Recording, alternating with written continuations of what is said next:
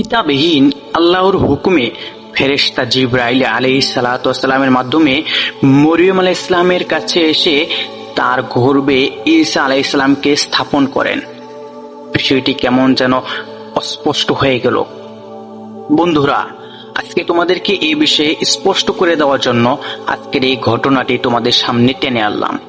যদি বিষয়টি ভালো লাগে অবশ্যই আমাদের এই ভিডিওটি না টেনে পুরোপুরি দেখার চেষ্টা করবে। আজকে তোমাদের সামনে আমি যে বিষয়টি আলোচনা করব সেটা হলো ঈসা আলাইহিস সালামের জন্ম এবং কি তার মৃত্যু পর্যন্ত কি কি ঘটনা ঘটেছিল সে বিষয় আজকে তোমাদের সামনে পুরোপুরি স্পষ্ট করার জন্য চেষ্টা করব। চলো তাহলে কোনো কথা না বাড়িয়ে চলে যায় আমাদের মূল কাহিনীতে। ঈসা আলাইহিস সালাম এর মা ছিলেন হযরত মারিয়াম আলাইহিস সালাম। তিনি ছিলেন ইমরান ও হান্নার কন্যা। তিনি ছিলেন একজন পবিত্র ও পরহেজগার একজন নারী। আল্লাহ তাকে বিশেষভাবে মনোনীত করেন এবং ফেরেশতারা তাকে জানিয়ে দেন যে তিনি একজন পবিত্র সন্তান লাভ করবেন, যার নাম হবে ঈসা আলাইহিস সালাতু ওয়াস সালাম। তবে সূরা আল ইমরানের 42 অথবা 47 নম্বর আয়াতের মধ্যে আল্লাহ তাআলা বলে দিয়েছেন, হে মারিয়াম, নিশ্চয়ই আল্লাহ তোমাকে বেছে নিয়েছেন, পবিত্র করেছেন এবং বিশ্বজগতের নারীদের উপর শ্রেষ্ঠত্ব দিয়েছেন। ঈসা আলাইহিস সালামের জন্ম হয়েছিল অলৌকিকভাবে, বিনা পিতায় আল্লাহর হুকুমে ফেরেশতা জিবরাইল আলাইহিস সালাতু ওয়াস সালামের মাধ্যমে মরিয়ম আলাইহিস সালামের এর কাছে এসে তার গর্ভে ঈসা আলাইহিস সালামকে স্থাপন করেন। সূরা মারিয়াম আয়াত নাম্বার হচ্ছে 20 থেকে 21। আল্লাহ বলেন, আমি কিভাবে পুত্র লাভ করব, তখন কোনো মানুষ আমাকে স্পর্শ করেনি। ফেরেশতারা বলল, তেমনই হবে, এটা তোমার প্রভুর পক্ষ থেকে নির্ধারিত বিষয়। আল্লাহ তাআলা এই কথা বলার পরে মারিয়াম আলাইহিস সালাম নির্জন স্থানে ঈসা আলাইহিস সালামকে জন্ম দেন এবং নবজাতক ঈসা আলাইহিস সালাম অলৌকিকভাবে কথা বলে মারিয়াম আলাইহিস সালামের নিষ্কলঙ্কতা প্রমাণ করেন। সে বলল, আমি আল্লাহর বান্দা, তিনি আমাকে কিতাব ইনজিল দিয়েছেন এবং আমাকে নবী করেছেন। ঈসা আলাইহিস সালামের পক্ষ থেকে নবী নিযুক্ত হন।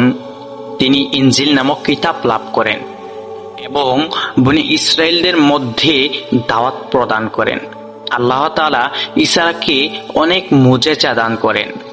যেমন 1 নাম্বার হচ্ছে মৃতকে তিনি জীবিত করতে পারতেন এবং 2 নাম্বার হচ্ছে অন্ধ ও কুষ্ঠ রোগী মানুষদেরকে তিনি সুস্থ করে দিতে পারতেন।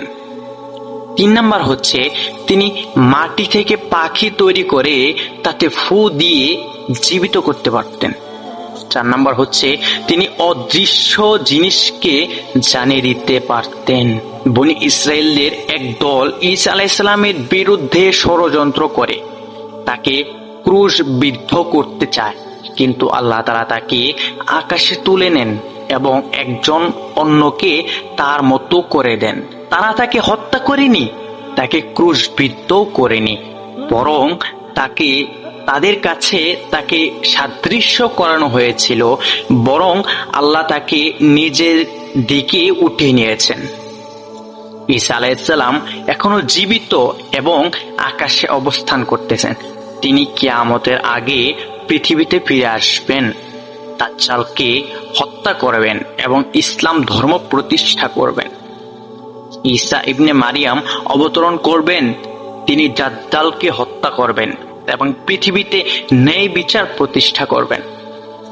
ঈসা আলাইহিস সালাম ছিলেন একজন মহানবী, যাকে আল্লাহ তাআলা পবিত্র মারিয়ামের গর্ভে পিতা ছাড়াই জন্ম দেন। তিনি ইনজিল নিয়ে আসেন, অনেক অলৌকিক কাজ করেন এবং মানুষের সৎ পথে চলার দাওয়াত দেন।